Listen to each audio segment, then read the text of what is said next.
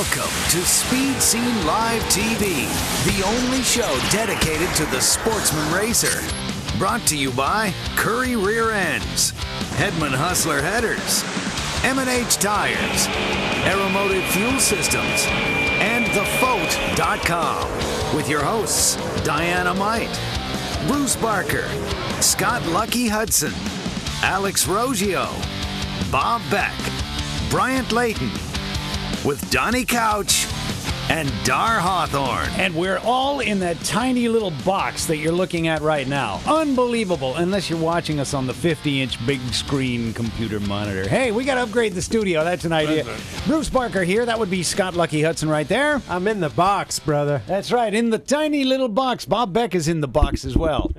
I know we've taken this, it's supposed to be in the house, but look where we've gone with that. I'm not sure. Hey, Bob, you've got big news on a big event that happened just a few days ago, I do believe, right? Oh, yeah. Alex, Lucky, myself, and Diana-Mite were all at Cruisin' for a Cure. This is the largest one-day car show in the world. And I'll tell you what, it was so busy, none of us got to leave our respective booths to even say hello to each other. It was just jam-packed with people and cars. They had a cruising lane going all day long. Everyone was driving past your booth, my booth, Alex's booth. And I tell you, it was a rolling car show. It was just amazing. It was like a parade, and you know what? Yeah. You could talk to people in the booths, and then you go, oh, wow, check out that car. Look at those. And, oh, here comes the DeLorean Club. And what a great show. The weather was perfect. The crowds were packed. You know, it had everything. It was just perfect car show. Now, this video we're seeing, we haven't even had a chance. There was so much going on during the show. We haven't even had a chance to put together this year's yet. We're seeing some 2013 highlights. There's the general lead. Those are the picture cars, and they had a special section within the building that they all parked. These are all vehicles that were in previous TV shows and movies. Well, except for Hot Rod Holly there. Well, they had she's on radio in San Diego. I didn't know that. Yes. Oh, she appears often on Speed Scene Live. I didn't know. She does, yes. Well, it was a great show, and, we had a good time. We had the Nova out there, had a bunch of kids sit in the Speed Scene Live Nova and take pictures. Alex Rogio was there with her car care products and just had people all day long. Hedman Headers, their booth was packed.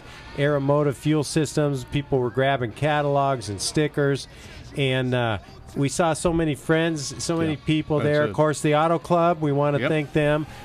We saw so many people all day long. It started at 4:30 in the morning. Oh, yeah. The gates opened, and the cars started rolling in, and it didn't stop till probably, 4 o'clock that day? No, Donnie Couch and I got there about the same time, just a little after 6 a.m.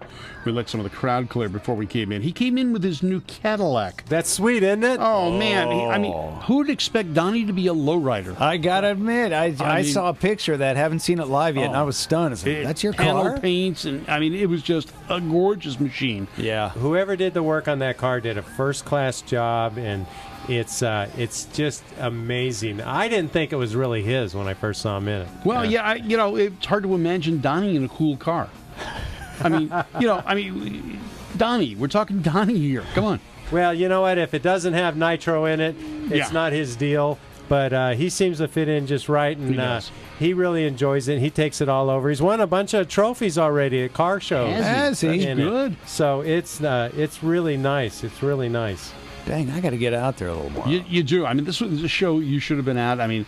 You had a huge booth. We had a huge booth. We had the cackle cars all in a courtyard that our booth, the AAA booth, surrounded. So we had about 10 or 15 cackle cars, including the real Shirley Muldowney championship car.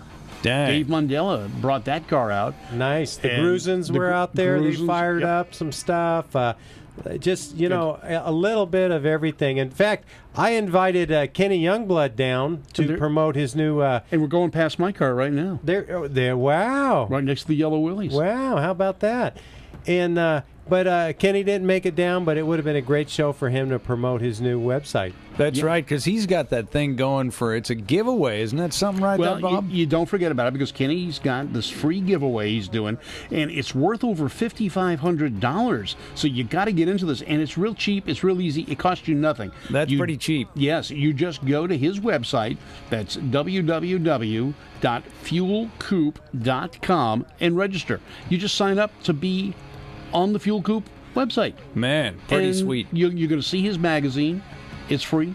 Yeah. And you get an entry into this $5,500 giveaway program. Yeah. You can't beat it. I signed up last week while we were talking to Kenny on the phone. Yeah. In fact, if you look at the website, at least last time we checked, you get the front page there, scroll down a little bit. It'll be a big yellow box where you can click on it and sign up. Hey, tonight we talk with Kelly from the Pro Tree Racing Association and see what's going on above the border. We also talk to a legend of drag racing tonight, Roger Gustin, about his Night of Fire race.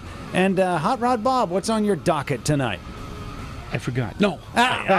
So I'm uncertain about what it is. Actually, we're going to talk about the Uncertainty. Oh, the Uncertainty. And that was a very special car, one of the first special-built hot rods that was totally untraditional and totally high-tech for the 1960s. For the 1960s. I can't wait to see that. Now, Lucky, you're going to be... Look at that. Dang. Living color. Wow. Right next to the tow truck. You even watched it. I tried, yes. Yeah. Lucky's going to be racing a couple of the best racers in Southern California on November 29th. Match Race Madness. Mo and Randy Wilson are your competitors? Nothing to worry about those guys. Piece of cake. Your car's smaller. It'll cut through the wind a lot better. Well, that's how it works. Yeah. They've got two brains to figure it out. I've got half a brain. That's two... That's well, four I never times. did well at math. They've got 4 times the confusion than you'll have. 4 times. Oh, there's that problem. Yeah. Well, we're gonna try to get them in studio. We're gonna talk about that event coming up, but we are looking forward to November 29th. That's Thanksgiving weekend, so spend Thursday with the family, then head on down to Verona for Saturday night. Big party at the track. We're gonna be there partying, racing, having a great time. Come on down. I'll give you some free Speed Scene Live stickers. Now, free gaskets. We've been talking about Paul Williams Specialties and our new Project 406 race motor. We're going to take this motor from bare block to quarter mile pass down the track. You're going to get to see each and every bit of it. Last week we showed you these great SCE gaskets, and we told you some of the benefits to running high-quality gaskets like SCE. We're also running a set of aluminum dart heads, and we are going to get this going. We're going to build it up, and we're going to show you every piece of it. In fact, let's let Paul tell you a little bit about the block, because that's where you start. Hi, I'm Paul from Paul Williams Specialties. So we have a block that's been baked and shot blasted. It's been... The core shift is a good selected block. It's been sonic checked, so we know that cylinder wall thickness is good. And we also have a block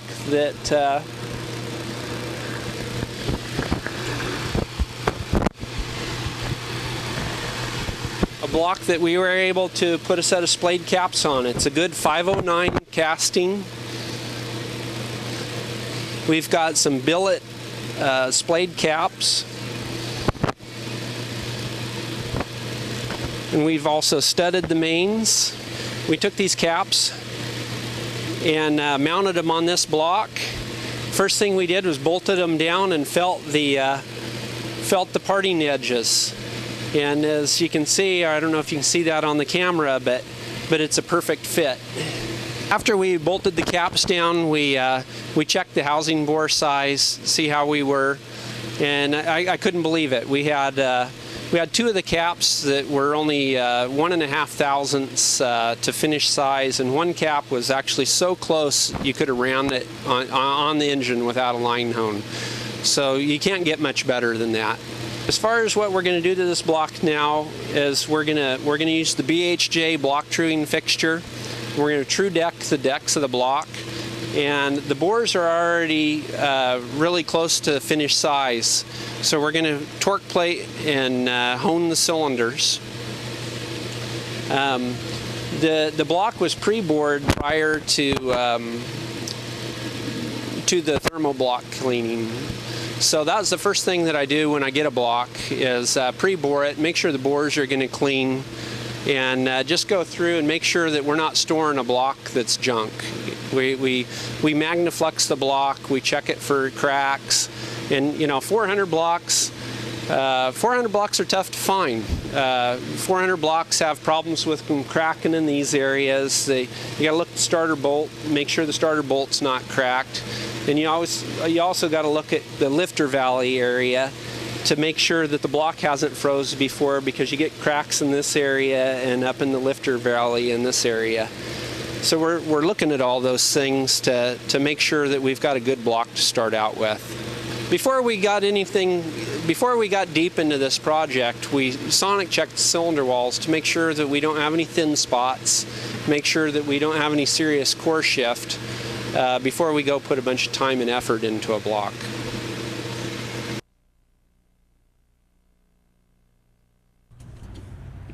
All right, looks like he's taking a good close hard look at that. That block looks like it's a fresh casting. He's got it so clean. Well, he's got it super clean. He's done everything right, and he's using those nice billet caps, and he's doing all the machine work. The nice thing about Paul Williams Specialties is he does all the work himself. He's got his own machines. He does all the labor. He's the brains behind the company, and therefore you've never got the guy that's just going through the motions. He really cares about doing a good job.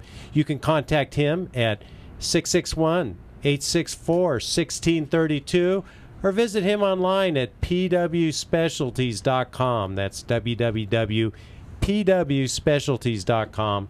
And we're going to give you more updates as we go. Every week we're going to give you a little something, and then we're going to put that baby in Diana's Nova and run it down the track. It's going to be a 10-second Nova. Nasty I'm guessing Nova. Low 10s. Low 10s. Hey, we'll be back. We've got great guests tonight. We've got some fantastic race footage. Stay tuned right here at Speed Scene Live.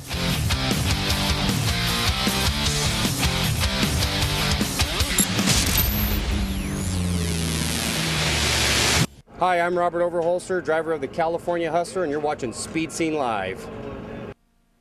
At Aeromotive, we believe that performance means reliability, longevity, and durability. Being the best is no secret. By utilizing aerospace processes, procedures, technology, in-house engineering, true applications knowledge, and 3 generations of track experience, it's easy to see why we're the best. We take great pride in the fact that everything we sell, we design and make in the USA. See our entire line of fuel pumps and related products by logging on to aeromotiveinc.com. Aeromotive. We know it, we race it, we live it. 60 years. That's a long time for a company to do any one thing.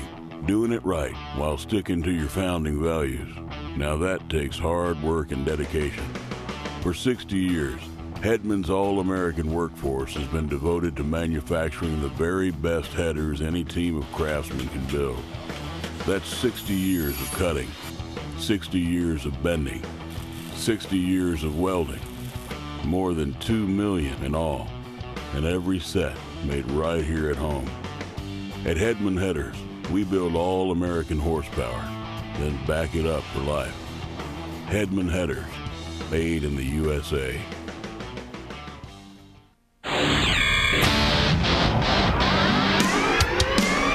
Welcome back to Speed Scene Live TV, the #1 online drag racing TV show. Brought to you by Curry Rear Ends, M&H Tires, Hedman Hustler Headers, Aeromotive Fuel Systems, and thefote.com. Welcome back to the show, Speed Scene Live. My name's Lucky. Bruce Parker over there, Hot Rod Bob Beck with the great American auto scene over there. And tonight we are missing Diana-Mite. She is busy. She's off on assignment, but she will be back next week. So don't worry about her. She's fine. I'm glad to hear that, Lucky. Yeah, she's good. Now, let's go all the way up to Canada. We would like to welcome one of Diana-Mite's favorite guests, because she loves that accent, Kelly from the Pro Tree Racing Association. Kelly, welcome to Speed Scene Live. Hey, thanks for having me again, guys. I really appreciate this. Well, it's great. We love your group. We think everything you're doing is fantastic. And I even talked to some of the racers because I've been sending stickers out, and I've been hearing a lot about how, man, you have been giving out tons of prizes and awards. Tell us some of that. Tell us a little bit about that. About our prizes that we give away? Yeah, because, I mean, people are always talking about it. Well, we try to do things a little different. We figure if everybody gets something, maybe they'll all be happy whether they win or lose. So what we give away is we give away $50 or gift certificates for number one qualifier, for open comp and pro comp. We give away $50 to the bounty hunter, so whoever takes out the number one qualifier during eliminations gets $50. If you are the number one qualifier and you win the race, well, then you get $100. You get it both. We give away best package, which I know Diana-Mite likes that. Likes She me does. explaining the best package. She likes the package. She likes it when you say out in the boot. Oh, out in the boat with my scout. Yes. News. Yes. Yeah. She's probably listening right now somewhere, watching the show on her phone, going, yeah, that's right. Yeah, make him say Yeah. Oh, that's hilarious. Now, Kelly, We also do a winner of the losers thing, which we have a whole bunch of companies that give us gift certificates and stuff, T-shirts and or dyno certificates and oil changes and stuff. And then at the end of the day, after we have our award ceremony, we pull all the winners, all the names of people who won nothing, and give them prizes until all our prizes are gone. man, you are doing some good work. And oh, hey, I think I see the Perkins Mopar right there in the right-hand lane. Ah. Hey, Oh, Ooh, yeah. yeah, nice wheelie. Now tell us. yeah, Bob Perkins came on and raced with us. That was yeah, cool. yeah, he's running Speed C Live on the sticker on his car, by the way. Oh. Kelly, tell us a little bit about, why you're doing the Pro Tree Racing Association and what's the whole concept? Well, it all started out, we wanted to give back to St. Thomas Raceway Park. Glenn, Tovey, and I got together. We both had similar ideas on that we'd like to do something. We didn't know what it was, and we thought maybe we can put a race on. It all inspired or transpired out of a canceled race, basically. And we decided if we could do it. We talked to some sponsors, and they gave us some money. And I went up in the tower and started talking smack, and people liked it. And Glenn took care of all the racers. Basically, he's the go-to racer guy. Yeah. And we just enjoyed it so much that we decided to do it again. Our wives got on board, wives and girlfriends. Dee Ricard and Sue, my wife, and Sue takes care of all the IT stuff. Diane takes care of all the racers, taking all their money, which I'm sure she likes. And so it's like a family organization. St. Thomas Raceway Park, yeah. Yeah, and then in the track, benefits and the racers benefit because they got this great place to race. They got these great prizes. Everybody's friendly. Everybody's happy. They're having a good time, which, really is what drag racing's all about, don't you think? Supposed to be about, I think. Yeah, I would think so. I mean, with all the effort and struggle it takes to get there, it should be fun when you get there, I think. I always try to have fun when I go drag racing because I love drag racing. And I like the spirit of what you guys do. That's why I love having you on the show. And why don't you take this time to kind of talk a little bit about some of the companies that sponsor your event and help you out? Okay, never thought about that. Can I tell you our winners first? Oh, we had from the yeah. last? Well, Bruce has some winners. You're all excited about the red shirt winners. I am, and Bruce has some photos here. So you go on. You go ahead. Okay. I'll hand the show over to you, okay? Yeah, go ahead. I'm totally okay with that. That's what I like to do. Yeah. We had a great weekend. We had a record number of cars on Saturday. We had 53 cars, which totally blew us away. And our payouts showed it. We had one racer show up and enter both classes, Pro Comp and Open Comp, on Saturday, and he won both classes. Both classes, wow. Chris Van Balen, he was awesome. Over the course of our 6 classes we had over the weekend, we only had 3 winners. Dang, that is so bizarre. Isn't that wild? Wow. Chris Van Balen won Pro Comp, Open Comp on Saturday, and he won Pro Comp on Sunday. We had another repeat winner for a red shirt, was Jared Cohn. He won Open Comp on Sunday. And my son, his first time racing, he took my 61 Chev pickup. I don't know if you see it there on the video. The primer one? Turbocharged. What's that? Kind of a gray primer? Yeah, Flat Black's got a turbocharged small block in it. He ended up winning both days. Wow. Holy cow. Cleaned up. Wow, that's pretty. So that's a nice truck. Pretty low, isn't it? Ooh. It's actually sitting high in that shot. That's sitting in the long wheelbase. Yeah, high. Okay. Yeah. I'm kind of lower Rexic. Praise the Lord. So that was his first time racing. He did really well. I'm sure he's going to be there every time now. Oh yeah, he's been there since he's been born, basically. So he paid attention. He's been paying attention to everybody and approved it because he was just treating everybody in top end, racing them like a champ. Go. Wow, he even listened to his dad. How weird. Yeah, that is weird. I think he was listening to other people. He spends a lot of time hanging out with Jared Cohn, and Jared Cohn's a great teacher. Okay, that's the awesome. answer there.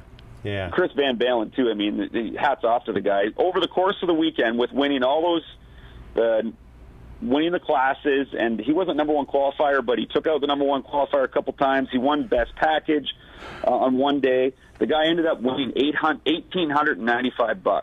Ooh, man, that's a pretty good payday. That's a really good payday. Yeah, not bad, eh?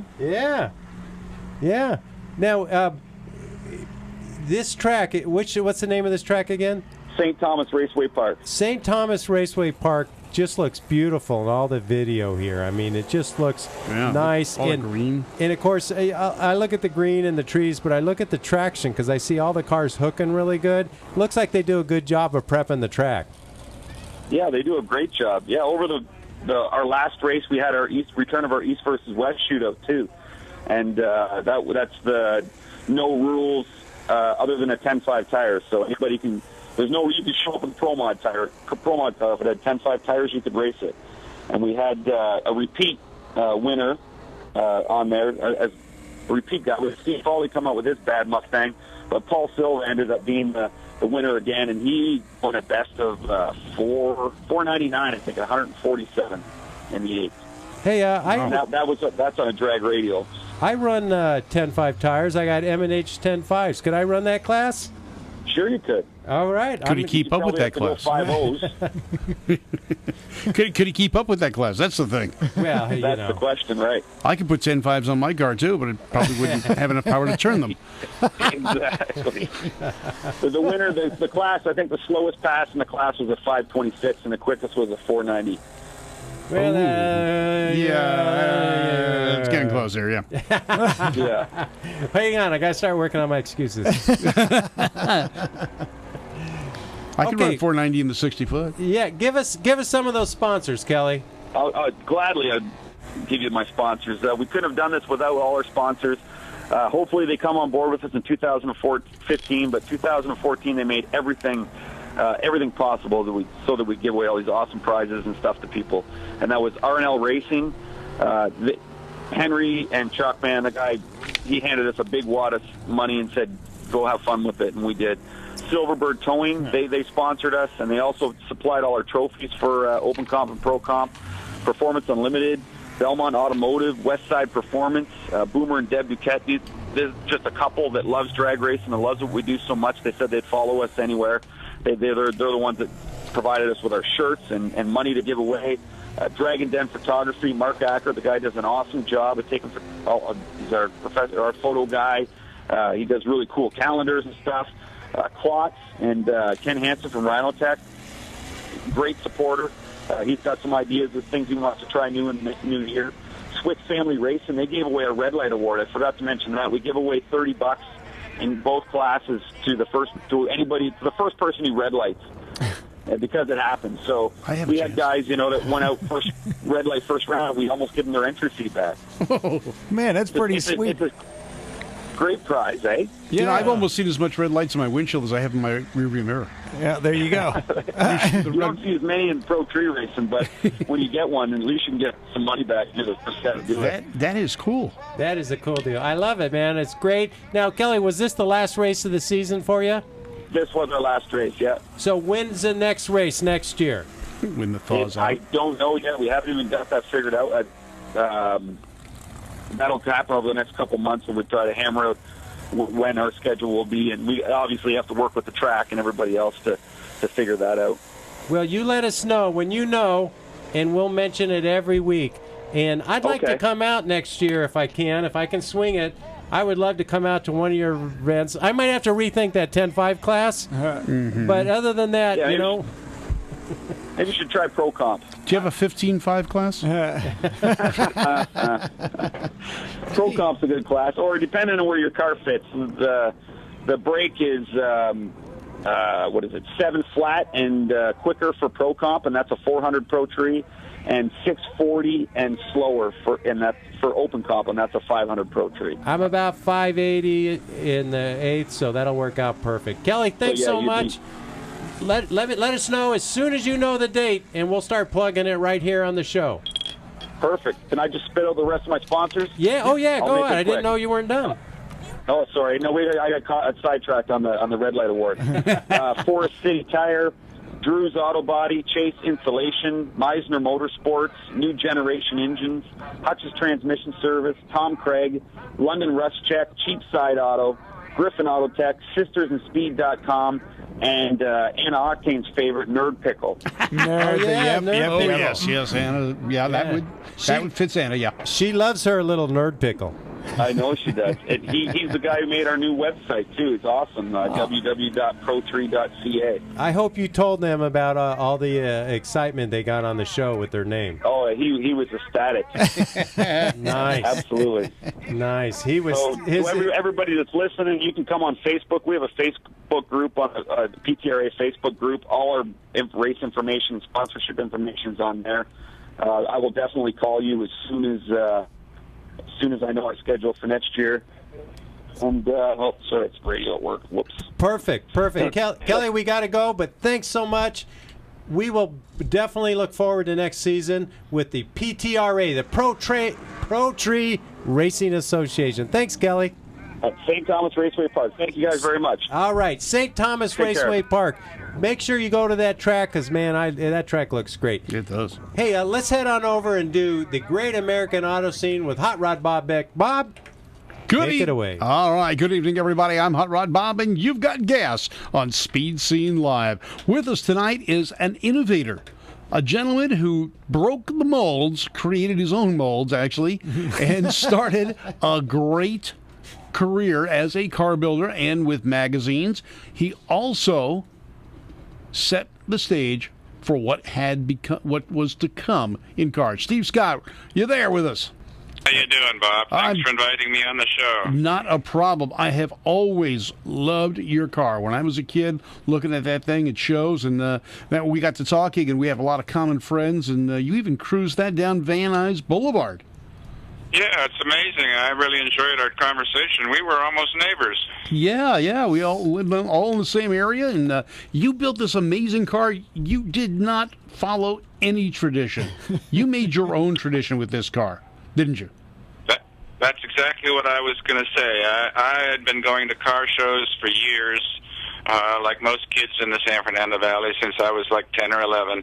And every time I'd go, I'd see my favorites were street hot rods. And I didn't like the way a lot of things were done, or I should say it didn't appeal to me, and that it should look differently, like a big ugly steering column and a big steering box. So what if you chrome it or paint it, or big leaf springs hanging out front? That just didn't appeal to me. It just looked. It didn't look like art. It didn't look. It wasn't. Didn't blend in and all that. So I always wanted to change it. And when a friend in an advanced physics class in the last semester of the 12th grade drew a fantastic cartoon, a funny cartoon, everybody said, "Wow, what a wild car! Too bad you couldn't build something like that." And I said, "Look, we're in an experimental physics class. If you can think of something, you can make it." And oops. That instant, I knew I had to prove it to myself. But I also, in my mind, because I'd been going to so many shows and had so many ideas of what I'd seen, I actually saw the car finished in my mind and knew what I wanted to change and innovate, and I had to invent stuff. Yeah, you definitely invented things. I mean, we were looking at the pictures of the chassis, which we're going to bring up in just a moment, but you did things that were almost unheard of at that point. No one was doing things like this. You know, not almost unheard of. Yeah. Unheard of. That's right. That's right. I mean, the only thing that you can almost say was normal on your car was the Buick Nailhead. No, there were a few things. It had a 44 rear axle with a Halbrand magnesium rear end. I needed that to keep the drive shaft as low to the ground as I could. It had Buick, big aluminum Buick fin drums to give it the maximum stopping power in the back, and a dropped tubular axle that were common, and a nail head. But that's about it. That's about it. But you hand formed the body yourself. You made one of the first. Oh, I made everything from. Yeah, I started off with. I brazed 1-inch galvanized EMT tubing together, and then I brazed lath onto it, the lath and plaster, and then I put pieces of gunny sack burlap onto it with casting plaster, and then I filled it out with hydrocal casting plaster, and then lots and lots and lots and lots of filing and sanding and just everything I could think of. I had to redo a couple of spots because they weren't perfectly symmetrical. I made sure everything was symmetrical, and then I made a fiberglass plug from it, and then laid up the body inside of that, and the rest is history. Now, this car, we're showing a picture of the chassis right now. You underslung the chassis. The chassis was underneath the rear springs. That's the only way that it could be done. And you made the chassis yourself. You did something that you were telling me that kind of pissed off the rest of the hot rod community when you showed up at the show with this thing. You used import parts. I don't really like to talk about negative things, but yeah, when we in high school in those days, you were either a Ford and Chevy guy, hot rodder with Ford and Chevy, or you were a foreign car guy, or you didn't care about cars at all. And if anybody in the Ford and Chevy group was seen talking to a foreign car owner, like a Beamer or something, you're a traitor. So for me, who had never built a car before, to go to shows, and a lot of these guys had built so many cars on their own in their garage. Some were builders, some were just guys struggling. To see me do things that were from foreign car technology, they considered me a traitor. And in many cases, every single show, there were several people who were not very nice. They considered me a traitor. But you set the stage for what was to become. I mean, you used rack and pinion before anyone else used rack and pinion. You used the underslung chassis. To this day, I can only think of one other hot rod that that used an underslung, and that one's someplace up in Colorado right now. Neil East did that one, but you made your own body, you made your own chassis, you did the work, you built this, and how old were you? 17. 17 years old, and you created a car that just set the world on fire. You won sweepstakes, you were a championship show winner with this car. They made every show I ever entered it into, including the the Oakland Roadster Show. Yeah, it's now called Grand Nationals. They changed the name and moved it. Yep. The Oakland Roadster Show and the National Hot Rod Association Grand National Car Show in Indianapolis. I won sweepstakes every show I ever entered it in. I was really, really lucky. And then it became a model car. Yes, I had been. Talking, I did this. I tried to be smart. I had been a photographer since the first shows I went to. I took my little Brownie camera and was shooting pictures, and everybody said, "Wow, what great pictures."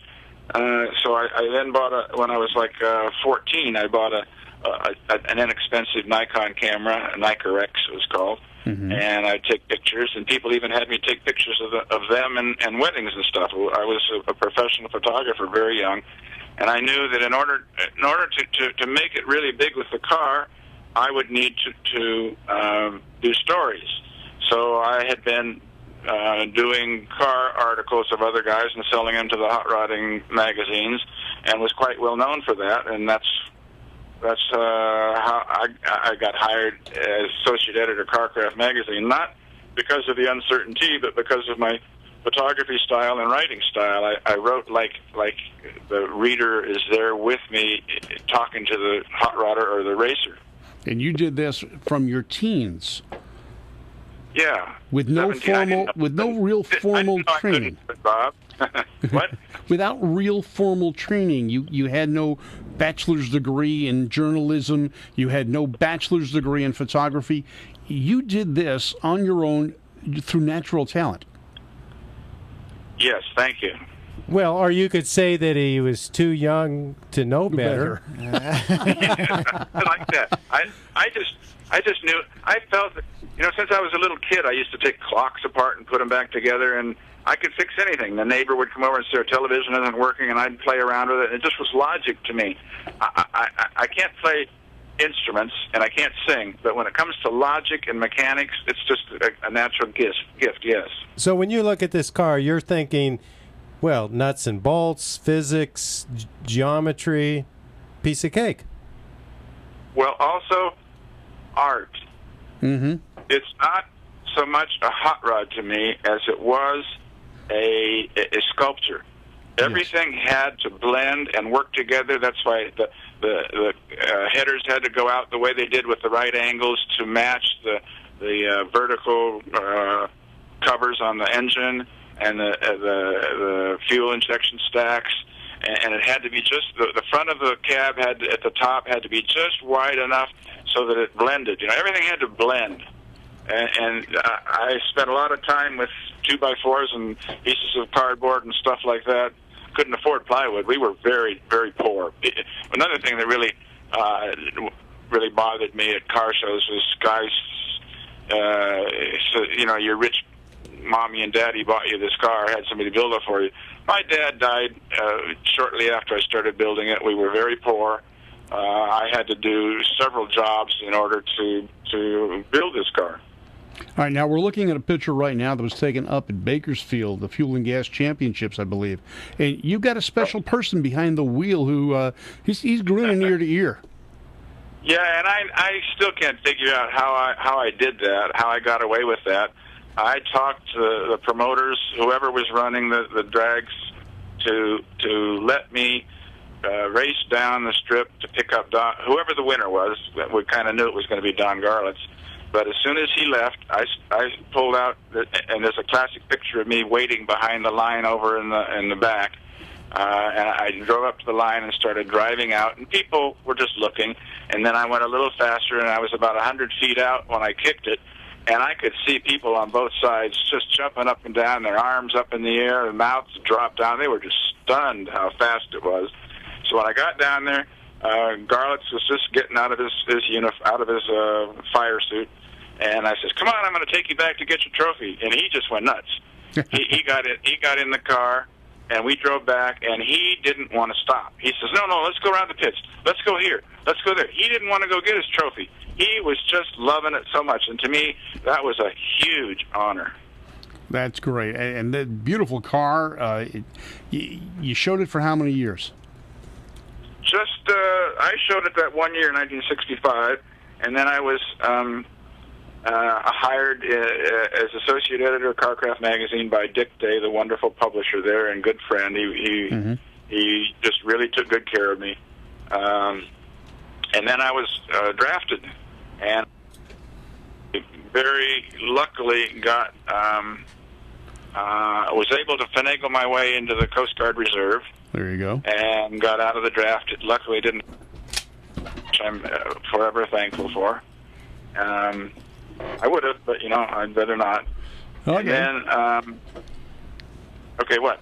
No, I'm just saying, I agree. Okay, you did what you did. Oh, yeah, okay. And then when I came back, I knew I couldn't be showing it. In fact, it was when I went into the Coast Guard. Ray Farner at the World of Wheels made me an offer to show the car for a year, and Tom Davison with his Chevy was at a show. He used to do T-shirts and stuff at car shows. He towed the trailer back to Ray Farner's shop back east, and Ray Farner showed it for a year, and then that was it. A really fun story is when I was building it, I couldn't come up with a name. Yeah. And I put a chalkboard up on the wall or garage that said I'd give $50 to anybody that came up with a name. And back in those days, especially for me, that was a lot of money. Yeah. And there's a guy from Revell that used to come out every couple of months scouting for new models, Jim Keeler. Super nice guy. He came out one day just excited as can be, and he said, I got it. The Certain T. And the instant he said it, I said, no. That's it. It's uncertainty, because it's not a T. It's very uncertain. But he says, I said, I'll give you $25 because that's half of it. And he laughed, and I gave him $25 right then. Cool. Hey, Steve, we do appreciate you calling in. We've got to move on to our next segment. Great car. Love the car. Love the car. Always have. You've got some T-shirts and mugs that you sell? I sell T-shirts, and very high-quality T-shirts with very high-quality images on them. And I also, myself, with my professional equipment, print very high-quality photos that I autograph for folks. All right. And they can go to your website. What's that website address? Very easy. SteveScottsUncertainty.com. All right. So SteveScottsUncertainty.com. Go there. Check it out. It's a piece of Americana history of the automotive hot rodding industry and fun. And, Reed Stoltz and I were talking the other night about you being on Van Nuys Boulevard with that, and, just brought back a lot of memories. So, Do you have 20 seconds? I can tell you a great story. Yes, go right ahead. I used to trailer it over there because I was afraid of getting run into. I didn't want to not be able to go to shows. Yeah. So I trailered it over to a few streets away, and I went up and down a couple times, and here came this squad car. Back in those days, you were allowed to have spotlights, and he's shone a spotlight over on me and put his hand out for me to stop. And he ran the spotlight over for me, and I knew, oh boy, I was in trouble because it wasn't licensed really, because it wasn't legal. Even though it was legal, it wasn't. And it was like 2 horrible minutes, and then he turned his spotlight off, and he put his hand out with his thumb up and drove off. The good old days of Van Nuys Boulevard. Hey, Steve, thank you very much for calling in. We'll be talking to you again soon. Take care, and thanks for being on Speed Scene Live and Gas. Thank you very much, Bob. Take care now. Man, what a great segment. We're going from an iconic car, a legend, to a legend of the world of drag racing. I would like to bring on not just a legend, an icon, Mr. Roger Gustin. Roger, welcome to Speed Scene Live. Oh, thank you so much for having me on again. I always love doing your show. Well, I appreciate that. We were talking about a car that, the uncertainty. It was something different. It was something special that a lot of people got excited about. And, that's kind of a good synopsis of your career as a jet car driver, You kind of did things. You were a pioneer. And even when NHRA said, you can't do it, you said, I think I can. I'm a pretty hard-headed guy. You are. Now, we're going to talk about that, but I want to mention, just so that we get this in plenty, that this weekend, the Night of Fire, this is at an event that you're putting on October 3rd and 4th, and this will be at State Capitol Raceway in Baton Rouge, Louisiana. And, man, what a great place to put on your race, Roger. It is a great place. It's a legendary track that's been there, I don't even know how long, but it had pretty well deteriorated, and a real gentleman, Lanny Lewis, who is a land developer down in Louisiana, he bought it several years ago. And he has built it into just a first-class facility. When, as I told you the other day, don't put that on your must-run list. It is a great racetrack. Got a beautiful tower, beautiful grounds, and this makes probably 6 events. I did the first event I did there. I still had the Chevy shows, and I went there, but we just become very good friends, and I produce an event there every year. And we're really looking forward to this one. We've got Ronnie Young and with Raymond Beadle's Blue Max car, and a Nitro Funny Car. We've got Darren Bay's 300-mile-an-hour jet cars. We got that Southern Outlaw circuit is really popular with those pro mods, and I mean these guys race for blood. They race for blood, and they put on a great show. So we got a car show and a swap meet, and my usual deal, Lucky. Roger, you know how to run a good event. I loved every event that you put on. I would make sure that I didn't miss a single one because I love the way you run them. You run them fair. You run them right. You run them to where it's right for the racer. And are you really going to have that Nitro Funny Car race a jet car? Yes. Is that what the flyer says? They're going to line up against each other?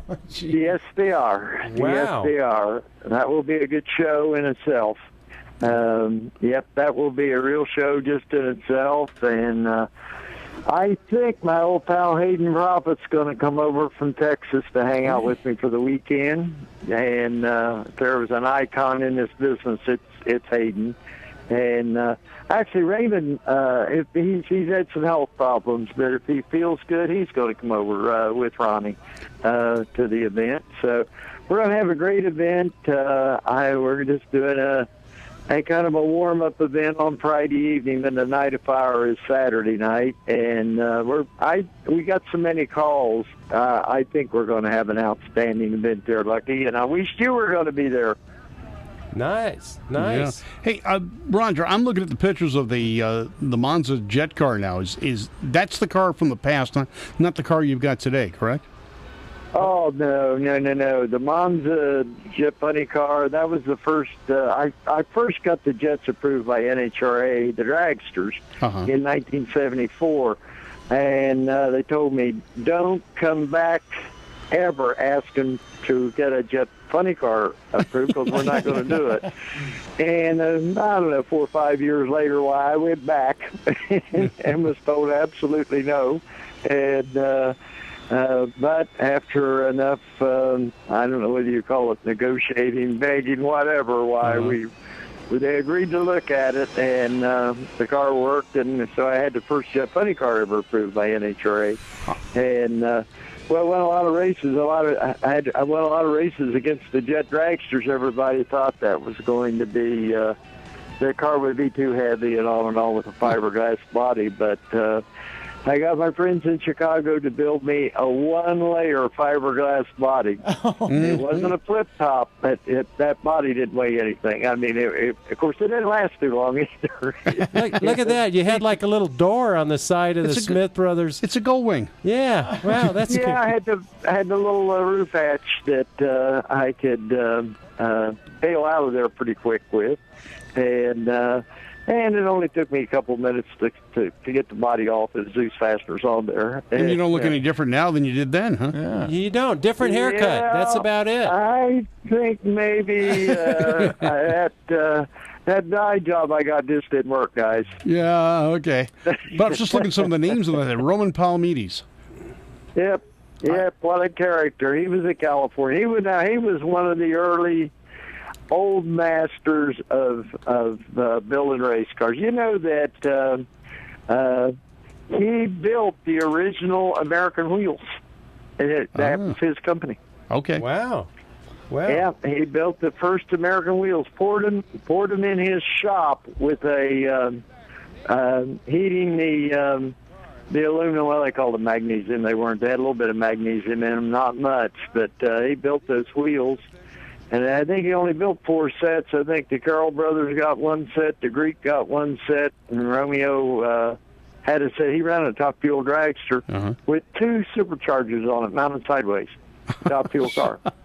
And he was quite a character. But he built all my cars for every one of those Jet Dragsters. I had the Daily C cars and the Sherbert's car and the Smith Brothers cough drop car. He built all those cars for me for 10 years. Wow. You know, Roger, you told me a story once, and I want to make sure I'm getting it straight, that NHRA told you no jet cars. We're not going to allow jet cars out our track. So you would go to outlaw tracks, pack the stands, have the newspapers come out, take pictures of the stands, cut out the pictures and mail them to NHRA. Is that true? That actually happened. I spent 2 years nonstop doing everything I could possibly do. What happened? I met with Wally and Barbara at that, and for everybody's watching, listening, Wally Parks, the founder and president of NHRA for all those years, and one of the best friends I've ever had in this world. But when they brought the Spring Nationals to Columbus in 1972, I knew they would be there, so I went there. I wouldn't ask him on the phone. I went there, and I'd been running a nitro funny car for several years then, and I had the sponsorship with the Lincoln Mercury factory, and that was a big deal at the time. Well, anyway, that went away in 1971 for everybody. They just closed everything down at Ford Corporate Racing.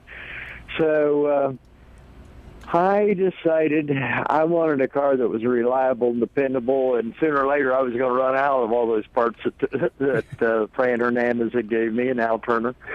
So I didn't want to drive a jet. I'll tell you, I thought they're the scariest cars in the world to watch them run. I did. I thought so. Anyway, I go to Columbus to the Spring Nationals, and sure enough, I seen Wally and Barbara out walking the pits. It was their first trip there to that track, and I walked up to them. As I walked up to them, Barbara, who I'd been friends with her and Wally for years, she says, "Roger Gustin, what in the hell are you doing in a jet car?"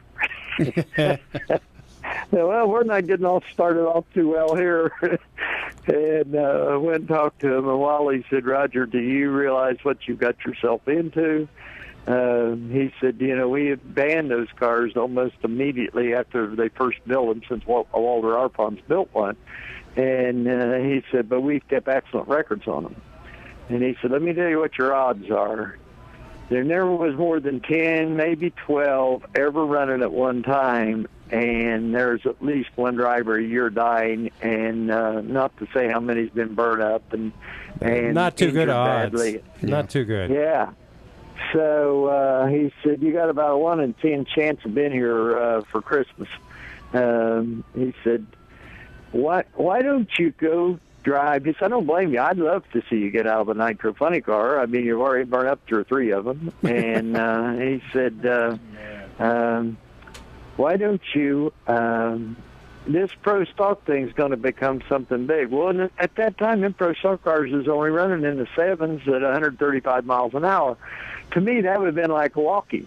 I mean, if it didn't go 200 miles an hour, I mean, I didn't want to drive it. You got pro mods coming out to Baton Rouge that are going to be going that fast.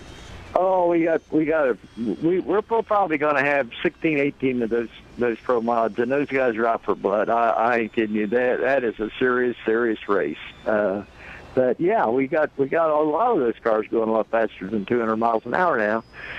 So anyway, they tried to talk me out of it, and on. And Wally says, Roger, you can sell sponsors. Go sell a sponsor and get one of these pro stock cars. And I said, they're just not fast enough, and I'm not going to be a part of making them faster. And it wasn't but a matter of weeks that Dino Don Nicholson, who was a really great friend of mine and really one of the best racers that ever existed, a smart man. He had 2 cars. He had a Maverick and he had a Pinto, and he wanted to run the Pinto, and he asked me to drive the Maverick. And there's no way I'm going to drive a car that's going to go any faster than that. Now I can get out and walk at 200 miles an hour.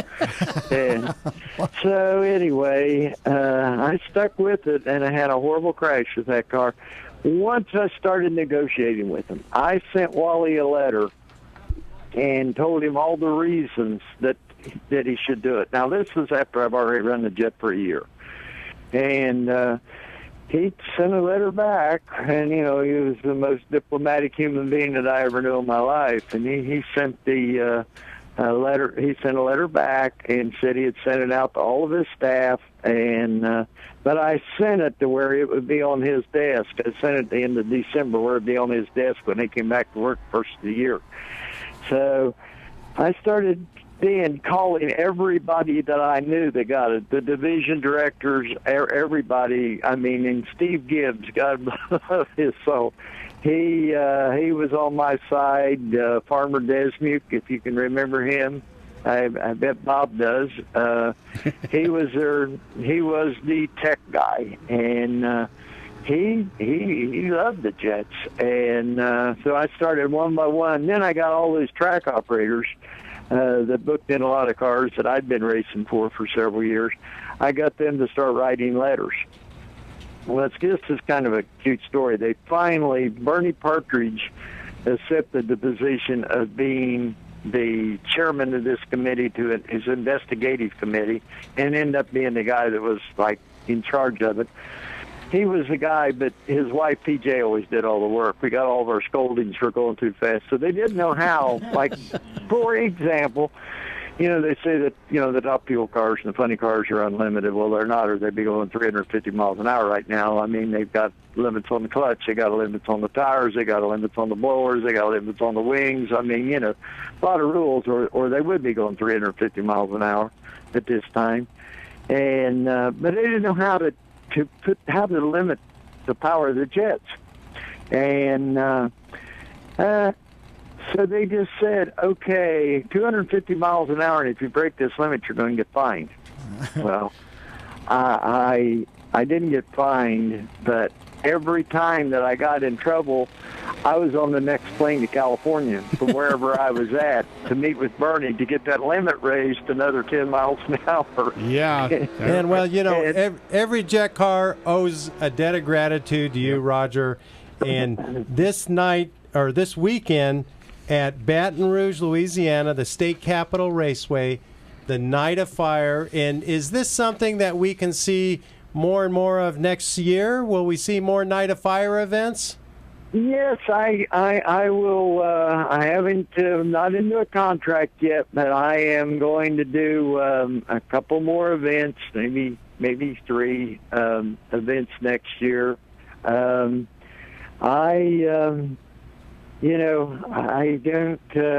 got 3 daughters and a girlfriend that just isn't happy about me wanting to go back and drive jet cars again.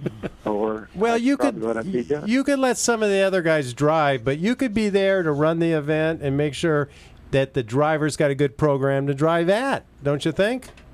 Oh, I've given it a lot of thought, buddy. I'll tell you, I have. I truly have. But I'm going to probably be like the rest of the guys. I mean, I'm never going to be able to stay away from a racetrack. I mean, it's you don't want you to. Scarlett's, for instance. I mean, Don can't stay away from a racetrack. Arnie Bezzard can't stay away from a racetrack. I mean, I even seen Tom McEwen at the U.S. Nationals. I mean, and I had a good chat.